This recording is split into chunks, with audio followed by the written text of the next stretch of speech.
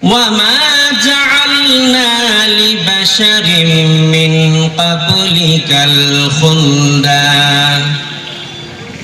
وقال النبي صلى الله عليه وسلم وإنه لعلى حسير ما بينه وبينه شيء وتحت رأسه بسادة من عدم حصوحا ليف وإن عند رجليه قرزا مزبوبا فرأيت أثر الحسير فبكيت فقال ما يبكيك يا عمر قال أما ترضى أن تكون لهم الدنيا ولنا الآخرة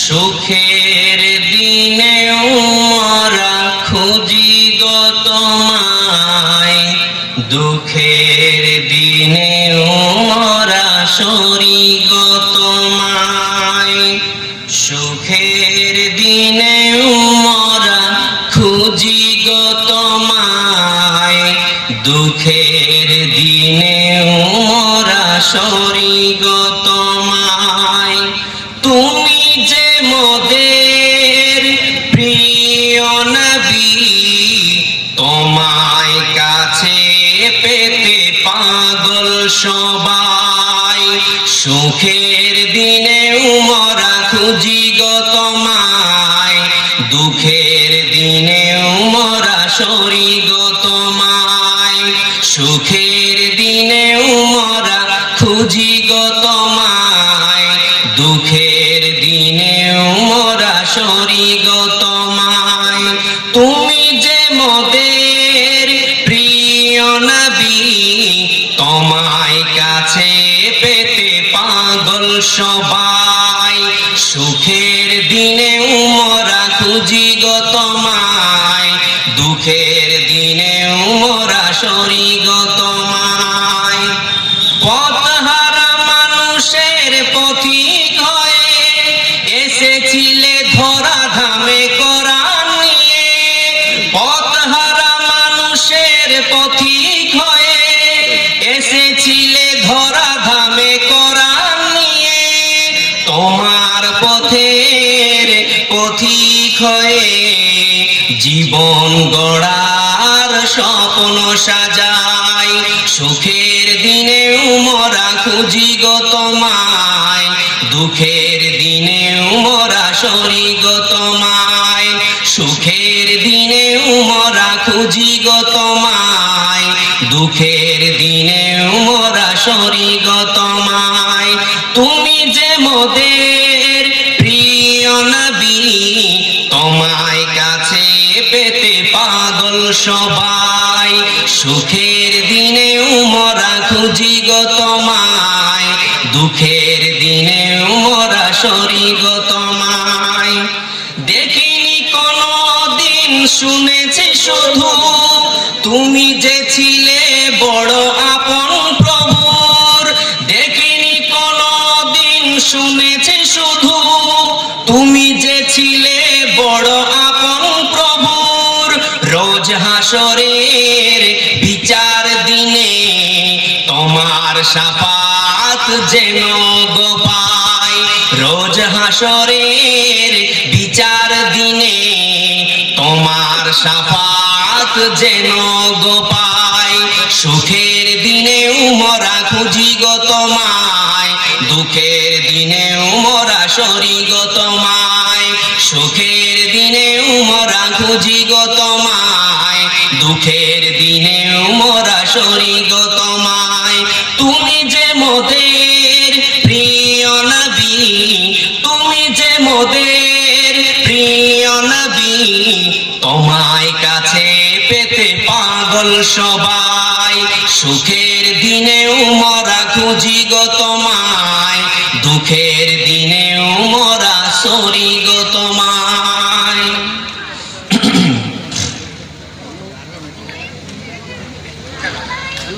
উপস্থিত আজকের উক্ত সভার জনগণ কর্তৃক নির্বাচিত যোগ্যতম সভাপতি মহাশয়, তৎসঙ্গে স্টেজে উপস্থিত রয়েছেন আরো অন্যান্য ওলামায়ে দ্বীন, আমার সামনে বসে থাকা আমার ভাইরা, আমার বাবজিরা, পর্দার অন্তরালে পর্দা নসিনা আমার মা ও বোনেরা, আপনাদের সকলকেই আমার অন্তরের অন্তরস্থল থেকে, আমার হৃদয়ের গহীন থেকে ইসলামিক সম্ভাষণে জানাই আসসালামু আলাইকুম ওয়া রাহমাতুল্লাহি ওয়া বারাকাতুহু। আপনাদের সকলের উপরে আল্লাহর শান্তি, আল্লাহর রহমত, আল্লাহর বরকত একত্রিতভাবে বর্ষিত হোক, সকলে বলুন আমিন। সর্বাগ্রে সর্বপ্রথমে সেই মহান মহিয়ান আল্লাহ তাবারক ওয়া তাআলার প্রশংসা, জিনার আদেশে, জিনার ইচ্ছায় আজ আমরা এই পবিত্র ইসলামিক এক মাহফিলে উপস্থিত হওয়ার তৌফিক এনায়েত পেয়েছি। তাই সকলেই একবার আপন অন্তর খুলে পড়ুন আলহামদুলিল্লাহ। তারপরে পরেই আমাদের আখিরি নবী, আমাদের শেষ নবী জনাবে রাসূলুল্লাহ সাল্লাল্লাহু আলাইহি ওয়াসাল্লামের প্রতি সহস্র শান্তির ধারা অবতীর্ণ হোক। আল্লাহুম্মা সাল্লি আলাইহি ওয়া আল্লাহুম্মা বারিক আলাইহি। ব্রাদার ইসলাম, আজকে আমরা উপস্থিত হয়েছি, কি যেন নাম মাদ্রাসাটা, আজকে আমরা উপস্থিত হয়েছি আপনাদের এই যে দখল পুকুর মাদ্রাসার প্রাঙ্গণে, তাই না? দেখুন, এই যে মাদ্রাসার কর্তৃপক্ষ, মাদ্রাসার কমিটি বৃন্দরা আপনাদের জন্য এক ওয়াজ মাহফিলের আয়োজন করলেন, দূর দূরান্ত থেকে বক্তাদেরকে আমন্ত্রণ করে ডাকলেন। কি জন্য বলুন তো? অ্যাটেনশন প্লিজ, আমার দিকে একটু মনোযোগ হবে। কি জন্য বলুন? যাতে করে আপনাদেরকে কিছু কোরআন এবং হাদিসের আলোচনা শ্রবণ করাতে পারে, তাই না? তাহলে আজ আমরা এখানে উপস্থিত হয়েছি কোরআন এবং হাদিসের আলোচনা শ্রবণ করার জন্য।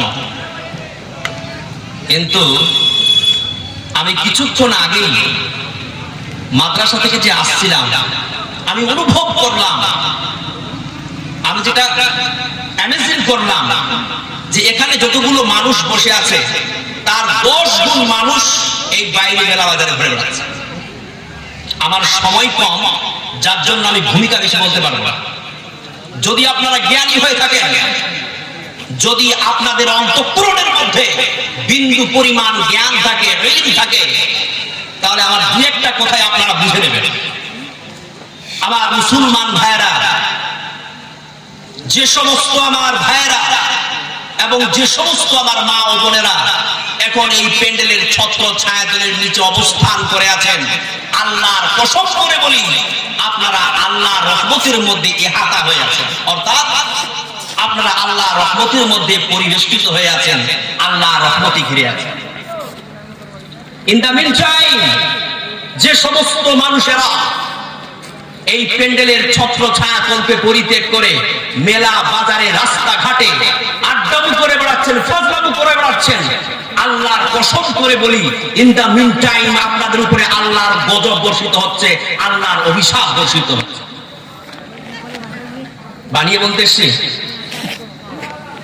বানিয়ে বলতে এসছি, হাদিস দিয়ে বলছি, বলতে শুনে।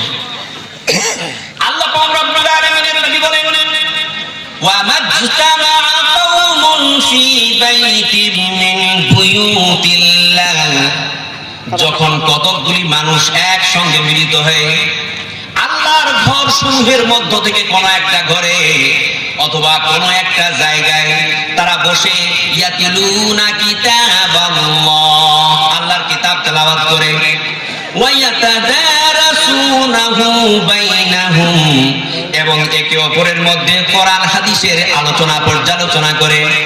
কোরআন হাদিসের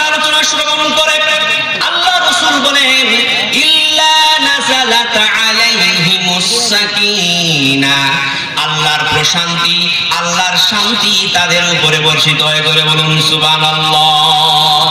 শুধু তাই নয়, ওয়া গাশিয়াতুহুমুর রাহমাত, আল্লাহর রহমত তাদেরকে চতুর্দিক থেকে বেষ্টন করে নেয়। ওয়া হাফাতুহুমুল মালাইকা, এবং আল্লাহর পক্ষ থেকে অসংখ্য ফেরেশতা নেমে আসে এবং তাদেরকে চতুর্দিক থেকে বেষ্টন করে নেয়, চতুর্দিক থেকে ঘিরে নেয়। ওয়া যাকারাহুমুল্লাহু ফী মান ইনদাহ, এবং আল্লাহ পাক রব্বুল আলামিন ফেরেশতাদের মাঝে আপনাদের সকলকে নিয়ে অহংকার করে ধরে বলুন সুবহানাল্লাহ। সুতরাং আমার মুসলমান ভাইরা, এই সময়ে যারা আপনারা এই প্যান্ডেলের ছত্র ছায়াতলের ভিতরে বসে আছেন, আপনাদেরকে নিয়ে আল্লাহ তাআলা আরশে আজিমে বসে গর্ব করছে, অহংকার করছে, ধরে বলুন সুবহানাল্লাহ। কেমন অহংকার করছে আল্লাহ তাআলা? আল্লাহ ফেরেশতাদেরকে আদেশ করে ফেরেশতাদেরকে উদ্দেশ্য করে বলছেন, ও আমার ফেরেশতারা শোনো, যখন আমি এই পৃথিবীতে মানুষকে সৃষ্টি করার ইচ্ছা পোষণ করলাম, মানুষকে তৈরি করার ইচ্ছা পোষণ করলাম, তখন তোমরা বলেছিলে আল্লাহ তুমি এই মনুষ্য জাতিকে সৃষ্টি করো না, এই মানবদেরকে সৃষ্টি করো না, কারণ এই মানবেরা পৃথিবীতে যাওয়ার পরে একে অপরে দাঙ্গা ফাসাদ করবে, রক্তপাত ঘটাবে, হানাহানি মারামারি কাটাকাটিতে লিপ্ত থাকবে, এরা তোমার ইবাদত করবে না আল্লাহ, সুতরাং তুমি এই মানব জাতিকে সৃষ্টি করো না। ও আমার ফেরেশতারা দেখো দেখো দেখো দেখো দেখো, এই যখন পুকুর মাদ্রাসার উন্নতি কল্পে যে আয়োজন হয়েছে জলসার, এই জলসায় দেখো একটু দৃষ্টিপাত করে দেখো, আমার কত সুন্দর বান্দারা কত সুন্দর করে বসে এই প্যান্ডেলের ছত্র ছায়াতলের নিচে বসে আমার কোরআন হাদিস শ্রবণ করতেছে। আমি আল্লাহ তোমাদেরকে সাক্ষী রেখে বলছি, আমার এই সকল বান্দাদেরকে নিয়ে অহংকার হচ্ছে, ধরে বলুন সুবহানাল্লাহ। কি বুঝলেন? কি বুঝলেন? তার মানে যারা আপনারা এখানে বসে আছেন, আপনাদেরকে নিয়ে আল্লাহ অহংকার করছেন। বাবজি, যদি আপনি আল্লাহর অহংকারের কারণ হয়ে যান, আপনার জীবন নিরালা হয়ে যাবে, আপনার জীবন উজাড়া হয়ে যাবে। কিন্তু যদি আপনি ভাগ্যক্রমে আল্লাহর অভিশাপের কারণ হয়ে যান, তাহলে আপনার জীবনের 12টা বেজে যাবে। এখন যারা মেলা বাজারে ঘুরে বেড়াচ্ছে, আল্লাহর কসম করে বলি, তারা হচ্ছে আল্লাহর অভিশাপের কারণ। অভিশাপ হচ্ছে তাদের উপরে। আপনার উচিত ছিল জালসা না শুনতে আসা, করণে কি পাবেন না। এখানে আলেমরা কোরআন হাদিসের আলোচনা করতেছে, কোরআন তেলাওয়াত হচ্ছে, রাসূলের হাদিস পাঠ হচ্ছে, আর আপনি রাস্তায় বসে ছুরিকে ধাক্কা মারছেন। এখানে কোরআন হাদিসের আলোচনা হচ্ছে, আর আপনি রাস্তায় দাঁড়িয়ে বিড়ি ফুকাচ্ছেন। আপনি দোকানে বসে ঘন্টার পর ঘন্টা দুনিয়াবি গল্প করতেছেন। আল্লাহ কসম করে বলি, আল্লাহর উপরে আল্লাহ, আপনার উপরে আল্লাহর গজব পড়বে। আর এই জায়গায় যদি থাকেন, তাহলে আল্লাহর উপর আপনার উপরে কি পড়বে? বলুন বলুন, আল্লাহর শান্তি বর্ষিত হবে, জোরে বলুন সুবহানাল্লাহ। আল্লাহ পাক রব্বুল আলামিনের নবী একটি হাদিসের মধ্যে বলেন, আহাব্বুল বিলাদি ইলাল্লাহি মাসাজিদুহা ওয়া আবগাযুল বিলাদি ইলাল্লাহি আসওয়াকুহা। আল্লাহর কাছে সবচাইতে প্রিয় জায়গা, সবচাইতে পছন্দনীয় জায়গা হলো মসজিদ, আল্লাহর ঘর। ওয়া আবগাযুল বিলাদি ইলাল্লাহি আসওয়াকুহা, এবং আল্লাহ তাআলার কাছে সবচাইতে জঘন্যতম জায়গা, সবচাইতে নিকৃষ্টতম জায়গা হলো বাজার। আর আমি আল্লাহর কসম খেয়ে বলতে পারি, এই জলসার বদন্যতায় পার্শ্ববর্তী এলাকায়, এই জলসার বদন্যতায় পার্শ্ববর্তী এলাকায় যেই মেলা বাজারের অনুষ্ঠান লেগেছে, এটা সেই বাজার যেই বাজারের ব্যাপারে রাসূল সাল্লাল্লাহু আলাইহি ওয়াসাল্লাম লানত করেছেন, জোরে বলুন সুবহানাল্লাহ। এবার আপনি বলুন, আল্লাহর কাছে পছন্দের জায়গা হলো মসজিদ, আল্লাহর ঘর, কিন্তু মানুষের মন মসজিদের টিকে না। আল্লাহর কাছে সবচাইতে জঘন্যতম জায়গা, সবচাইতে নিকৃষ্টতম জায়গা হলো বাজার, কিন্তু মানুষের মন সর্বক্ষণ বাজারে থাকে, ঠিক কিনা? এই হলো আমাদের বাস্তব চিত্র।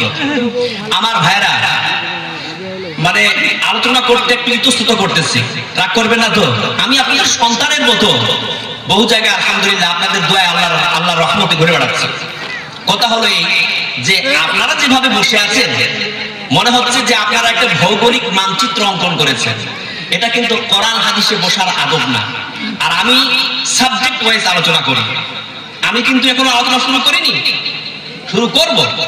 আমি সাবজেক্ট ওয়াইজ আলোচনা করি, একটা বিষয়ের উপরে আলোচনা করি, একটা মওজুর উপরে আলোচনা করে থাকি। আর আমার আলোচনা একটু কথোপকথনের একটা ব্যাপারে দাঁড়িয়ে যায়। সুতরাং আমার অসুবিধা হবে। আপনারা যেভাবে বসে আছেন না, মনে হচ্ছে একটা ভৌগোলিক মানচিত্র অঙ্কন হয়েছে এখানে। এই যে মাঝখানে যে জায়গাগুলো ফাঁকা আছে, এগুলোতে কি পানি আছে না কি? কোথাও দ্বীপ, কোথাও বদ্বীপ। এই যে বুঝেন তো বিষয়টা কেন? চলে আসুন ভাইরা, আপনারা সকলে উঠে যান, সামনে এসে সেটা বসুন।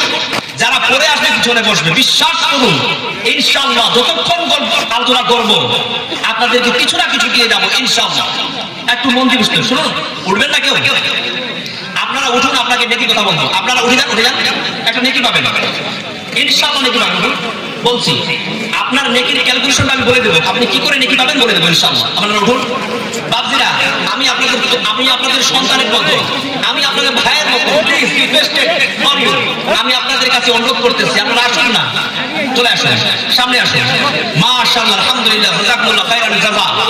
চলে আসুন, আদবে বসুন, একটা নিয়ম কানুনতে বসুন। এই যে বাপজি ভাইরা, আপনি আসবেন না? আসুন না, আসুন, চলে আসুন। এদিকে যারা শুনছেন বলুন তো, আপনাদের গ্রামে একটা ডিমের দাম কত? 8 টাকা। ওই ডিমটা যদি আপনি হরিরামপুর টাউনে খান তাহলে কত টাকা? 6 টাকা। তো হরিরামপুর ডিম বাবা 10 টাকা। তারপরে যদি ওই ডিমটাই আপনি ট্রেনের কোনো কম্পার্টমেন্টে খান তাহলে কত টাকা? 50 টাকা। 50 টাকা। তারপর ওই ডিমটাই যদি আপনি প্লেনে ফ্লাইং মতো অবস্থায় খান তাহলে কত টাকা? তাহলে 90 থেকে 100 টাকা। এবার বলুন তো, ডিমটা যখন আপনার গ্রামে ছিল তখন ওই ডিমটার দাম ছিল 7 টাকা। ওই ডিমটা যখন চলতে চলতে চলে গেল কোথায়? প্লেনে, তখন তার দাম হয়ে গেল 100 টাকা। তো ডিমটার জীবনের দাম বাড়লো কেন বলতে পারবেন? কারণ ডিমটা স্থানান্তরিত হয়েছে, তার স্থান চেঞ্জ করেছে, তার জায়গা পরিবর্তন করেছে। ডিম তার জায়গা পরিবর্তন করার কারণে আল্লাহ তার জীবনের দাম বাড়িয়ে দিয়েছে। যেটা বলুন সুবহানাল্লাহ। আপনারাও যদি এই জায়গাগুলো পরিবর্তন করেন, অর্থাৎ যারা পরিবর্তন করলেন, আপনার জীবনের দাম আল্লাহ তাআলা বাড়িয়ে দেবেন ইনশাআল্লাহ। এবার আপনি হয়তো বলবেন যে মাওলানা সাহেব, এটা তো আপনি একটা গল্প দিলেন, হাদিস থেকে কি আমাদের জীবনের দাম বাড়লো? অবশ্যই হাদিস থেকেও আপনার জীবনের দাম বেড়েছে। এদিকে কথা বলবেন না, এখানে বসে শুনতে হবে, কথা বলা যাবে না। বিষয়টা হলো, আপনি এতক্ষণ ধরে যেখানে বসে আলোচনা শ্রবণ করতেছিলেন, ওই জায়গাটা কঠিন কিয়ামতের দিন আল্লাহকে সাক্ষী দিয়ে বলবে, আল্লাহ ওই দখলপুকুর গ্রামে একটা জলসা হয়েছিল, আর এই তোমার বান্দা আব্দুল জব্বার তার পাছাটাকে, তার কুট্টাটাকে আমার উপরে রেখে ওয়াজ করেছিল, আমি সাক্ষী আছি। এবার আপনি ওই জায়গাটা পরিত্যাগ করে আবার নতুন জায়গায় বসলেন না। এবার এও বলবে, আল্লাহ আল্লাহ আমিও আছি। তুমি কোথা থেকে? দখলপুর থেকে। হ্যাঁ, আমিও দখলপুর থেকে। আল্লাহ আমিও সাক্ষী আছি যে আমার উপরে মাথা রেখে, স্তম্ভ রেখে সে দখলপুকুরে আলেম ওলামার ওয়াজ শুনেছিল, বক্তব্য শুনেছিল, আমিও সাক্ষী আছি। তাহলে যারা নিজের জায়গাটাকে স্থানান্তরিত করলেন, পরিবর্তন করলেন, এক জায়গা ছেড়ে আরেক জায়গায় বসলেন, এতক্ষণ ধরে আপনি শুনলেন, ওই জায়গা আপনার সাক্ষী হলো।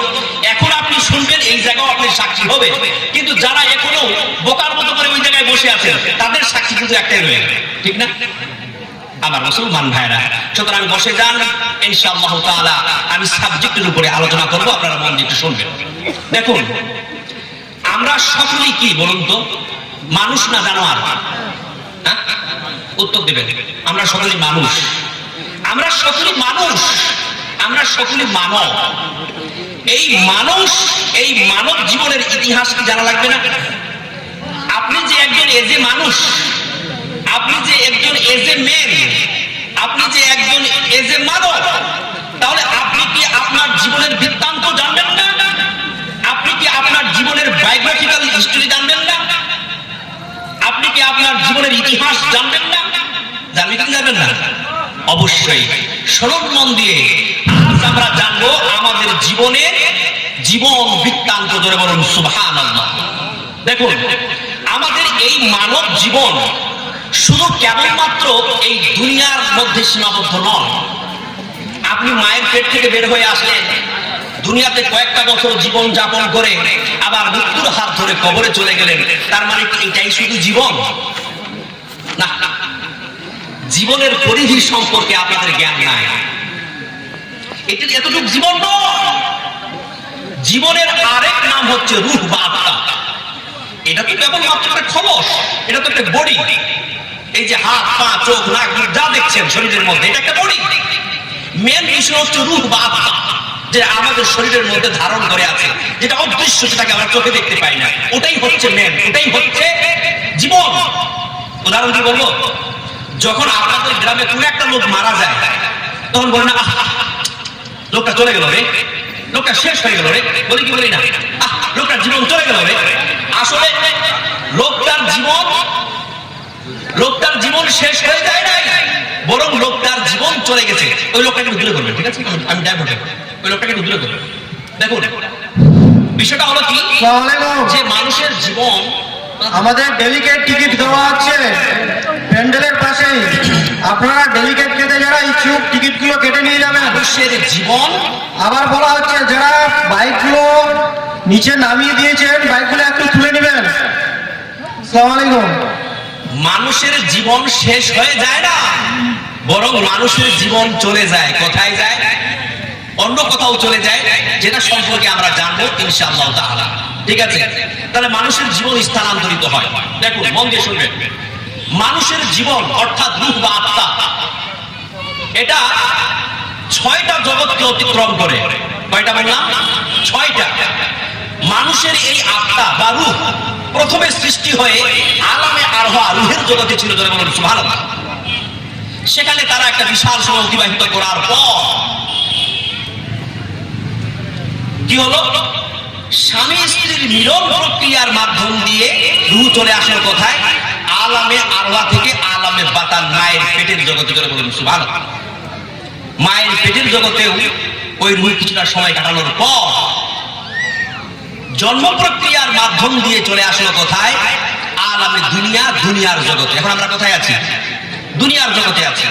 অর্থাৎ আমরা 2টা জগৎ অতিক্রম করে এসেছি। এখন বর্তমান আমরা 3 নম্বর জগতে আছি, স্টিল প্রেজেন্ট। কি 2টা জগৎ আমরা অতিক্রম করে এসেছি? একটা হচ্ছে আলামে আরওয়াহ, রূহের জগৎ, আরেকটা হচ্ছে আলামে বাতান, মায়ের পেটের জগৎ। এই দুটো জগৎকে অতিক্রম করে আমরা এখন বর্তমান যে জগতে আছি, সেই জগৎটার নাম হচ্ছে আলামে দুনিয়া, দুনিয়ার জগৎ। আবার একটা দিন আসবে যে মৃত্যুর হাত ধরে আমরা চলে যাব আরেকটা ভিন্ন জগতে, যেই জগৎটার নাম হচ্ছে আলামে বারজাখ, কবরের জগৎ। কবরের জগতেও আমরা একটা সময় অতিবাহিত করব। করার পর আবার ইসরাফিল আলাইহিস সালামের সিংহায় ফুৎকারের মাধ্যম দিয়ে আমরা কবরের জগৎ থেকে চলে যাব আর একটা ভিন্ন জগতে, যেই জগৎটার নাম হচ্ছে আলামে হাসর, হাসরের জগৎ বা কিয়ামতের জগৎ। সেখানেও আমরা একটা বিশাল পিরিয়ড পার করব, বিশাল সময় পার করব। সেখানে আমাদের জীবনের সমস্ত হিসাব নিকাশের পর আমরা সেখান থেকে চলে যাব আর একটা ভিন্ন জগতে, যেই জগৎটার নাম হচ্ছে আলামে আখিরাত, পরকালের জগৎ, ধরে বলুন সুবহানাল্লাহ। তাহলে কয়টা হলো বলুন তো? 6টা হলো না? আলামে আরওয়াহ, রূহের জগৎ, আলামে বাতান, মায়ের পেটের জগৎ, আলামে দুনিয়া, দুনিয়ার জগৎ, আলামে বারজাখ, কবরের জগৎ, আলামে হাসর, হাসরের জগৎ, আলামে আখিরাত, পরকালের জগৎ। দেখুন, এই 6টা জগতের উপরে কমিউনিকেশন কয়েকটা কথা বলছি, মনে রাখবেন। 6টা জগতের মধ্যে 5টা জগৎ আমরা আল্লাহর ইচ্ছায় নিয়ন্ত্রিত হই। অর্থাৎ দুনিয়ার জগৎ বাদ দিয়ে বাকি যে 6টা জগৎ বললাম, ওই 6টা জগতে আমরা আল্লাহর ইচ্ছায় নিয়ন্ত্রিত হব। আল্লাহ আমাদেরকে যেভাবে চালাবেন সেভাবে চলবো, কেবলমাত্র ইল্লা আর দুনিয়া। দুনিয়া এমন একটা জগৎ, যে জগতে আল্লাহ তাআলা আমাদেরকে আল্লাহর ইচ্ছার পাশাপাশি মানুষকে তার নিজ ইচ্ছা শক্তি দান করবেন, সুবহানাল্লাহ। 2 নম্বর বিষয় হচ্ছে এই যে প্রত্যেকটা জগতের স্থান কেবলমাত্র একটা। কেমন? আলামে আরওয়াহ, রূহের জগতের স্থান একটা, আলামে বাতান, মায়ের পেটের জগতের স্থান একটা, আলামে দুনিয়া, দুনিয়ার জগতের স্থান একটা, আলামে বারজাখ, কবরের জগতের স্থান একটা, আলামে হাসর, হাসরের জগতের স্থান একটা, আলামে আখিরাত কিন্তু পরকালের জগতের স্থান একটা নয়। কয়টা? পরকালের জগতের স্থান হচ্ছে 2টা। একটা হচ্ছে জান্নাত আর একটা হচ্ছে জাহান্নাম। পৃথিবীর কিছু মানুষ যখন পরকালে পাড়ি দেবে, অর্থাৎ সর্বশেষ অন্তিম জগতে পাড়ি দেবে, আখিরাতে পাড়ি দেবে, তখন কিছু মানুষ চলে যাবে জান্নাতে আর কিছু মানুষ চলে যাবে জাহান্নামে। সুতরাং আমরা বুঝতে পারলাম এই যে 6টা জগতের কথা বললাম, এই 6টা জগতের মধ্য থেকে 5টা জগতে একটা করে স্থান থাকবে, কিন্তু সর্বশেষ যখন আমরা অন্তিম জগতে পাড়ি দেব, সেই জগতে যাওয়ার পরে আমাদের স্থান কিন্তু হয়ে যাবে দুইটা। দুনিয়ার কিছু মানুষ চলে যাবে জান্নাতে আর কিছু মানুষ চলে যাবে জাহান্নামে। আমরা কিছু মানুষ জান্নাতে যাব, যারা জান্নাতে যাব তারা সুখ স্বাচ্ছন্দ্যে আমরা থাকবো, খুবই আয়েশ আরামের মধ্যে জীবন যাপন করব। কিন্তু কিছু মানুষ যারা আমরা জাহান্নামে চলে যাব, তাদের জীবনের কিন্তু 12টা বেজে যাবে, ঠিক কিনা আমার মুসলমান ভাইরা? তাহলে বলুন এই 6টা জগতের মধ্য থেকে আমি কোথা থেকে স্টার্ট করি? কারণ 6টা জগতের আলোচনা করতে গেলে বিশাল সময় লাগবে, আমার তো সময় কম। তাই আমি ভাবছিলাম যে প্রথম থেকে শুরু করবো না মাঝখান থেকে? মাঝখান থেকে করি। কেন বলুন তো? কারণ যে আমরা আলামে আরওয়াহ রূহের জগৎ অতিক্রম করে চলে এসেছি, আলামে বাতান মায়ের পেটের জগৎ অতিক্রম করে চলে এসেছি, এখন আমরা আলামে দুনিয়ার জগতে আছি। তো আমি এটাও ছেড়ে দিলাম, আমাদের সামনে যে জগৎগুলো পড়ে আছে, অর্থাৎ আলামে বারজাখ কবরের জগৎ, আলামে হাসরের জগৎ, আলামে আখিরাত পরকালের জগৎ, এই 3টি জগতের উপরে আমি সংক্ষিপ্ত বিবরণ দেব, আপনারা মন দিয়ে শুনবেন। অবশ্যই একটা দিন আসবে আমাদের মাঝে, আমাদের প্রত্যেকের কাছে, যারা আমরা বুড়ো আছি আমাদের কাছেও আসবে, যারা আমরা ছুড়া আছি আমাদের কাছেও আসবে, যারা আমরা ছুরি আছি আমাদের কাছেও আসবে, যারা আমরা বুড়ি আছি আমাদের কাছেও আসবে। অর্থাৎ পৃথিবীর প্রত্যেকটা মানুষের কাছে এই দিনটা আসবে, যেই দিন মানুষ মৃত্যুর হাত ধরে মালাকুল মউতের মাধ্যম দিয়ে এই দুনিয়া ত্যাগ করে, দুনিয়ার মায়া মমতা ত্যাগ করে চিরদিনের জন্য, অনন্তকালের জন্য এই জগৎ পরিত্যাগ করে চলে যাবে আলামে বারজাখ বা কবরের জগতে। ধরে বলুন সুবহানাল্লাহ। এই বিষয়ে আল্লাহ তাআলা কি বলছেন শুনুন। আল্লাহ পাক রব্বুল আলামিন বলেন, ইন্নাকা মাইয়িতুন ওয়া আন্নাহুম মাইয়িতুন। আল্লাহ পাক রব্বুল আলামিন নবীকে আদেশ করে বলেন, হে নবী শোনো, তুমিও একদিন মৃত্যুবরণ করবে এবং তারাও মৃত্যুবরণ করবে, যারা আপনার সঙ্গে বিরোধিতা করে, আপনার সঙ্গে শত্রুতা করে। কেননা আল্লাহ পাক রব্বুল আলামিন নবীকে এই কথা বলে কি বলতে চাইলেন? ও নবী শোনো, তুমিও বলবে, তোমার সঙ্গে যারা শত্রুতা করে, তোমার সঙ্গে যারা দুশমনি করে, তারাও এই পৃথিবী ছেড়ে একদিন চলে যাবে। কেননা তোমার পূর্বে মুসা এসেছিল, সেও দুনিয়া ছেড়ে চলে গেছে। মুসার শত্রু ফিরাউন এসেছিল, সেও দুনিয়া থেকে চলে গেছে।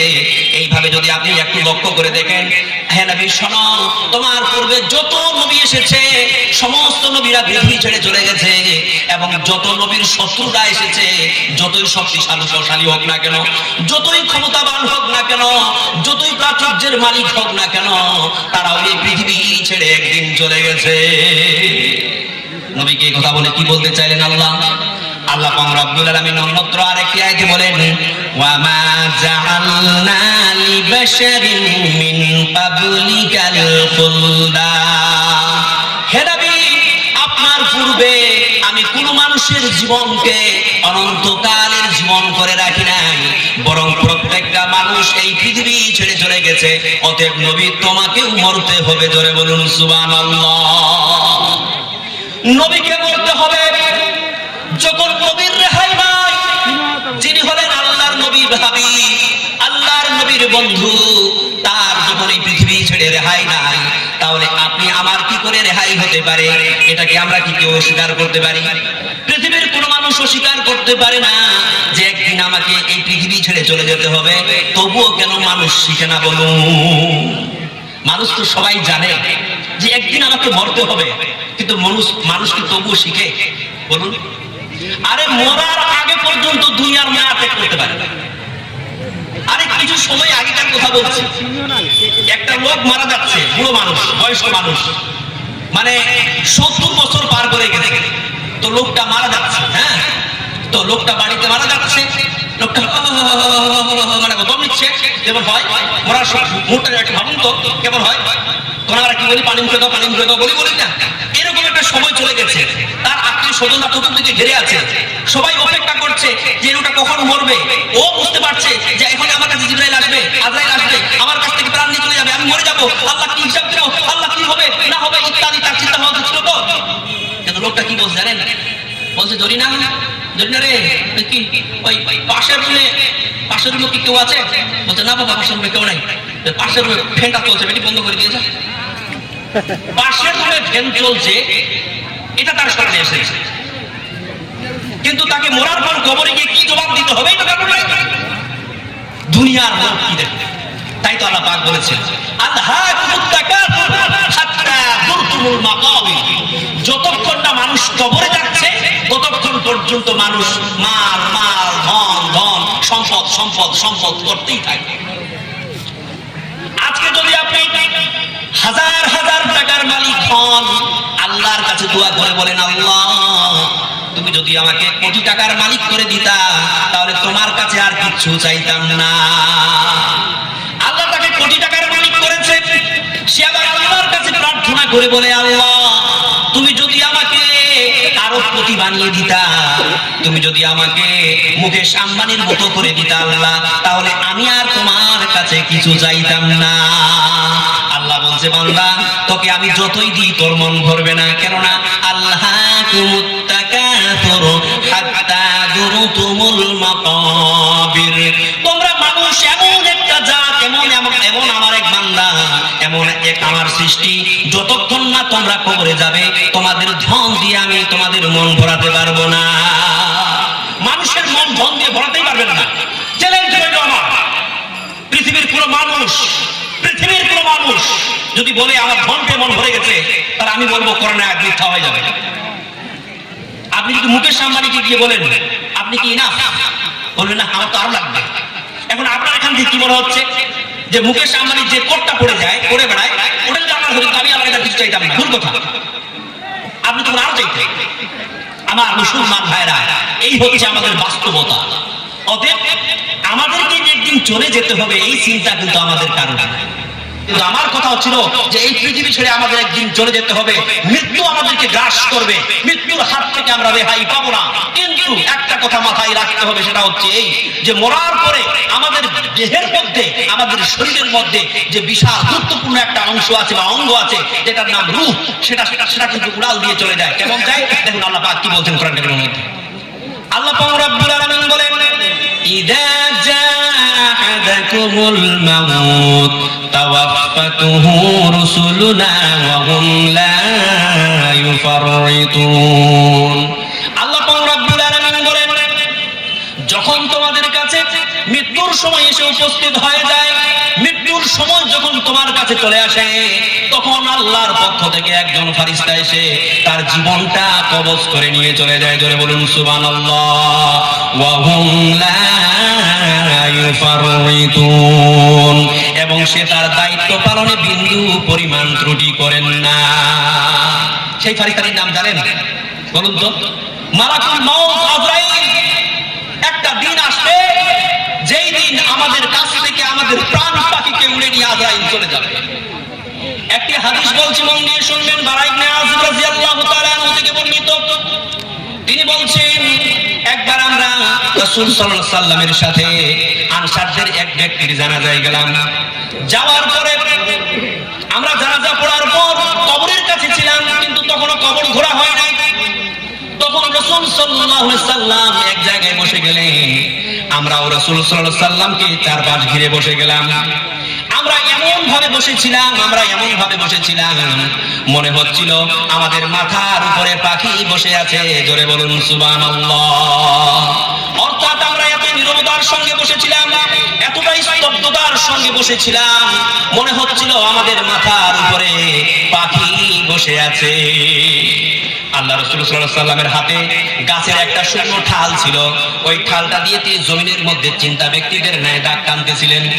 দাগ টানতে হঠাৎ করে রাসূল সাল্লাল্লাহু আলাইহি সাল্লাম হাতটাকে থামিয়ে দিলেন। থামিয়ে দেওয়ার পর আমাদের দিকে দৃষ্টিপাত করে বললেন, ইয়া ইখওয়ানি লিমিসলি হাদা ফাইদু। হে আমার ভাইরা, তোমরা ওই কবরের জন্য প্রস্তুতি গ্রহণ করো। যখনই আমরা এই কথাটা শুনলাম, আমরা ফুকরে ফুকরে কাঁদতে লাগলাম। আমরা চিন্তায় পড়ে গেলাম, আল্লাহ রাসূল এই কবরের মাঝে, এই গোরস্থানে কেন এই কথা বললেন? ইয়া ইখওয়ানি লিমিসলি হাদা ফাইদু, হে আমার ভাইরা রে, তোমরা ওই কবরের জন্য প্রস্তুতি গ্রহণ করো। তারপর রাসূল সাল্লাল্লাহু আলাইহি ওয়াসাল্লাম বললেন, যখন কোন মুমিন ব্যক্তি দুনিয়া ত্যাগ করে, তখন আকাশ থেকে একদল ফারিস্তা নেমে আসে, উজ্জ্বল চেহারা বিশিষ্ট একদল ফারিস্তা নেমে আসে। ওই ফারিস্তাটা তার দৃষ্টি সীমার দূরে গিয়ে বসেন। তারপর মালাকুল মউত চলে আসে। আসার পরে বলে, ও মুমিন বান্দার আত্মা, ও পবিত্র আত্মা, তুই আল্লাহর মাগফিরাতের দিকে বেরিয়ে আয়, আল্লাহর সন্তুষ্টির দিকে বেরিয়ে আয়। তৎক্ষণাৎ আত্মাটি তার দেহ থেকে বের হয়ে আসে, যেমন কলস থেকে পানি সহজে বের হয়ে আসে। আত্মাটিকে সে নিজের কাছে মুহূর্তের জন্য রাখে না, বরং ওই অপেক্ষামান ফারিস্তারা আত্মাটিকে গ্রহণ করে নেয়। গ্রহণ করে নেওয়ার পর আকাশের দিকে উঠতে শুরু করে। যখন তারা প্রথম আকাশে পৌঁছায়, আকাশের দরজা খুলতে চাওয়া হয়, আকাশের দরজা তার জন্য খুলে দেওয়া হয়। প্রথম আকাশে যে ফারিস্তারা থাকে, তারাও তার পিছু নিতে থাকে। এইভাবে দ্বিতীয় আকাশ, তৃতীয় আকাশ, চতুর্থ আকাশ, পঞ্চম আকাশ, সপ্তম আকাশ পর্যন্ত, ষষ্ঠ থেকে সপ্তম আকাশ পর্যন্ত পৌঁছে যায়। সপ্তম আকাশে যখন পৌঁছে যায়, একটি গায়েবী আওয়াজকারী আওয়াজ দিয়ে বলে, এটা আমার মুমিন ব্যক্তির আত্মা, এটা পবিত্র আত্মা। সুতরাং ও ফারিস্তারা শোনো, তোমরা এই আত্মাটাকে ইল্লিনের মধ্যে নিক্ষেপ করে দাও। জোরে বলুন সুবহানাল্লাহ। পক্ষান্তরে যখন কোন কাফির ব্যক্তি, যখন মুশরিক ব্যক্তি মারা যায়, কোন বেনামাজি ব্যক্তি দুনিয়া ত্যাগ করে, তখন আল্লাহর পক্ষ থেকে আকাশ থেকে একদল কালো কুৎসিত চেহারা বিশিষ্ট ফারিস্তা নেমে আসে। তারা তার দৃষ্টি সীমার দূরে গিয়ে বসে। তারপরে মালাকুল মউত আসে। আসার পরে বলে, ও খাবিস আত্মা, ও পবিত্র আত্মা, আল্লাহর গজবের দিকে বেরিয়ে আয়, আল্লাহর অসন্তুষ্টির দিকে বেরিয়ে আয়। কিন্তু তখন আত্মাটা আর শরীর থেকে বের হতে চায় না। আত্মাটি বড় ভয় পেয়ে যায়। ওই শরীরের মধ্যে এদিক ওদিক দৌড়াদৌড়ি করতে শুরু করে, ছটফট করতে শুরু করে। আত্মার দেহ থেকে বের হতে চায় না। মালাকুল মউত জোরপূর্বক আত্মাকে ভরে দিয়ে টেনে হিঁচড়ে আত্মাটাকে বের করে নিয়ে আসে। তাই হাদিসের মধ্যে বলা হয়েছে, যখন কোনো কাফির বান্দা মারা যায়, যখন কোনো মুশরিক বান্দা মারা যায়, যখন কোনো আল্লাহ যাকে যে ব্যক্তি আল্লাহকে মানে না, ওই যে ব্যক্তি নামাজ পড়ে না, সেই ব্যক্তি যখন মৃত্যুবরণ করে, তার বড় কষ্ট হয়, তার বড় যন্ত্রণা হয়। মালাকুল মউত আত্মাটিকে নিজের কাছে রাখেন না, অপেক্ষামান ফারিস্তারা নিয়ে আকাশের দিকে উঠতে শুরু করে।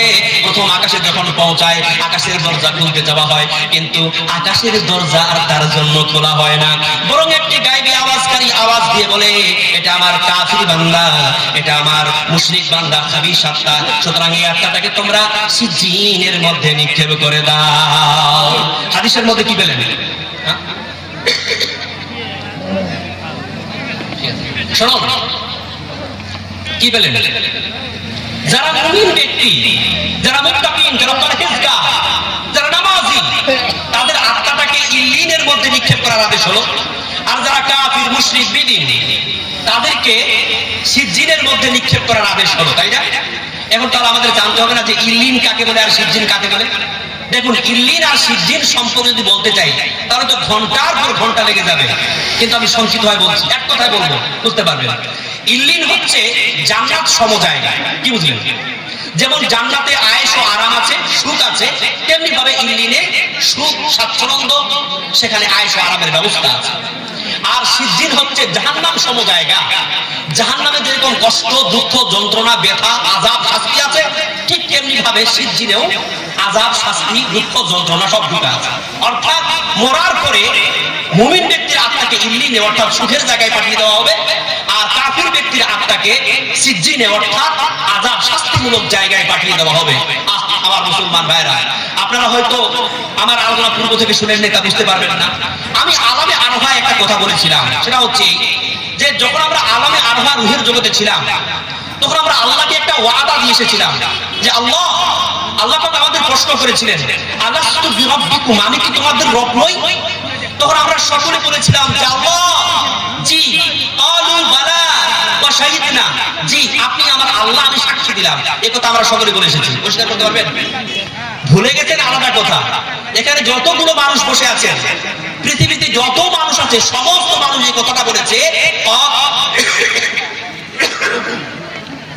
ক্বালু বালা ওয়া শাহিদনা, আল্লাহ আমরা সাক্ষ্য দিলাম আপনি আমার রব।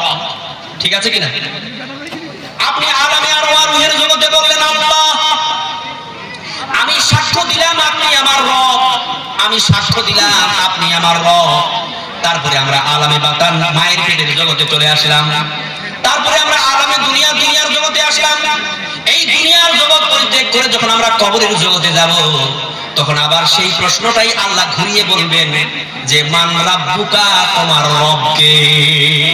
অর্থাৎ আলামে আরওয়াতে রূহের জগতে আল্লাহ পাক রব্বুল আলামিন আমাদেরকে যে শিক্ষা প্রদান করলেন, এই পৃথিবীর সূচনাতে, মানব জীবনের সৃষ্টির সূচনাতে আল্লাহ পাক রব্বুল আলামিন যে সাবজেক্টটা আমাদের শিক্ষা দিলেন সেটা হচ্ছে রবকে, মালিককে, আল্লাহকে। এবার যখন আমরা এই দুনিয়া পরিত্যাগ করে কবরে চলে যাব, কবরে যাওয়ার পরেও আমাদেরকে প্রথম প্রশ্ন করা হবে মান রাব্বুকা, তোমার রবকে?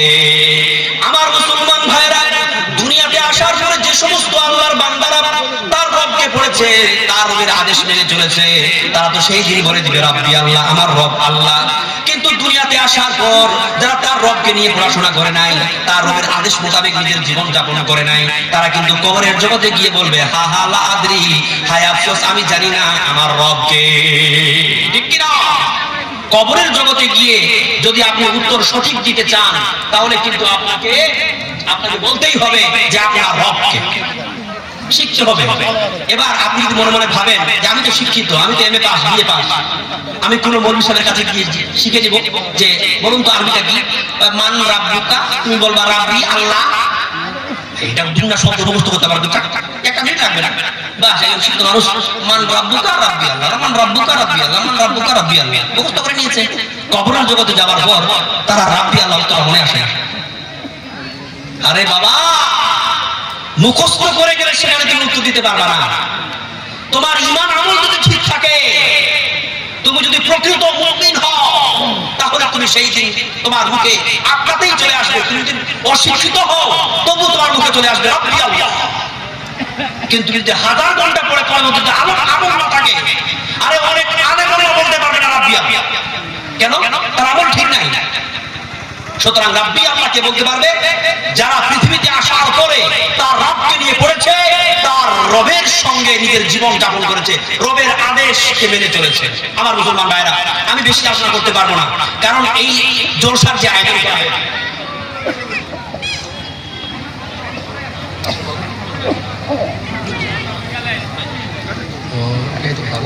শোনো, বিষয়টা হচ্ছে কি যে আমি আমার সাবজেক্ট কিছু বলতে পারবো, কারণ আলামে বারজাখ কবরের জগতের পর আমি আলামে হাসর বলতাম, হাসরের পরে আমি আলামে আখিরাত বলতাম। তো যাই হোক, আমার গল্পটা না বললে ভালো হতো। একটা হাদিস বলছি, তারপরে আমি একটু আপনাদেরই উদ্দেশ্যের দিকে যাবো, কিছু মনে করবেন। দেখুন, আমি যেগুলো কথা বলবো আপনাদের কাছে যা আবেদন রাখবো সবগুলোই কোরআন হাদিস থেকে রাখবো। আপনার সঙ্গে যা খেলা খেলাবো কোরআন হাদিস থেকেই খেলা খেলাবো। আপনি কখনো এটা ভাববেন না যে আমি আমার নিজের স্বার্থে খেলা করে যাবো। কেমন? আমি কিছু চাইবো, আপনি কিছু দেবেন, আপনি এটা ভাববেন না যে এটা আমার স্বার্থে হচ্ছে বা মাদ্রাসার কোনো ব্যক্তির স্বার্থে হচ্ছে। এটা হচ্ছে আল্লাহর স্বার্থে, আপনার নিজের জীবনের স্বার্থে খেলাটা শুরু করবো। তার আগে একটা হাদিস বলে কিছু মনে করবেন না আমার মুসলমান ভাইরা। শোনো, হযরত উসমান রাদিয়াল্লাহু তাআলা আনহু একদিন কবরের পাশ দিয়ে যাচ্ছে, তো কবরের দিকে তাকিয়ে তিনি হাউমাউ করে কান্নায় পড়ে গেছে। তার চোখ দিয়ে দর করে জল নামতে শুরু করেছে। সাহাবীরা বলছে, উসমান, তোমার চোখে জল, তুমি এত কান্নায় ভেঙে পড়েছো? তোমার সামনে যখন জাহান্নামের বর্ণনা করা হয় তখন তুমি এত কান্না করো না, কিন্তু তুমি কবরের কাছে আসে তুমি এত কান্না করো কেন? তখন উসমান বলে, আমার সাথীরা শোনো, আমি যখন কবরের কাছে আসি তখন আমি এত কান্না কেন করি তোমরা বুঝতে পারবে না। তোমরা যদি রাসূলের কাছ থেকে এই হাদিসটা শুনতে, তাহলে তোমরাও আজ কান্নায় ভেঙে পড়তে। উসমান তখন বলল যে আমি আমার হাবিবকে, আমি আমার রাসূলকে বলতে শুনেছি, আউয়ালু মা ইউহাসাবুল আবদু as-সালাত, বান্দার সর্বপ্রথম হিসাব নেওয়া হবে নামাজের। এবং আল্লাহ পাক রব্বুল আলামিনের নবী বলেছেন যে আউয়ালু মানাজিলিল আখিরাতি আল কবরা, অর্থাৎ আল কবরু আউয়ালু মানাজিলিল আখিরাহ। এই কবর হচ্ছে আখিরাতের প্রথম মঞ্জিল। যেই ব্যক্তি এই কবরে উত্তীর্ণ হয়ে যাবে, যে ব্যক্তি এই কবরে পাশ করে যাবে, সেই ব্যক্তি পরের প্রত্যেকটা স্টেপ পাস করে যাবে, প্রত্যেকটা ধাপ সে পার করে যাবে। কিন্তু যে ব্যক্তি এই কবরে হিসাবে ফেল করে যাবে, কবরে উত্তীর্ণ হতে পারবে না, সেই ব্যক্তিটা পরের জগতে কোনোটাতেই সে উত্তীর্ণ হতে পারবে না, বরং তার প্রত্যেকটা ধাপ তার জন্য বড় কঠিন হয়ে যাবে। তাই নবীর এই কথা শুনে আল কবরু আউয়ালু মানাজিলিল আখিরাহ, কবর হচ্ছে আখিরাতের প্রথম মঞ্জিল। এই কথা শুনে আমার বড্ড ভয় লাগে। যখন আমার মৃত্যু হবে, যখন আমি এই দুনিয়া ছেড়ে চলে যাব, তখন কি আমি কবরের পরিত্রাণ, কবর থেকে পরিত্রাণ পাবো কি পাবো না? এই চিন্তা করে, এই ভাবনা নিয়ে আমি কান্নায় ভেঙে পড়ি। সুতরাং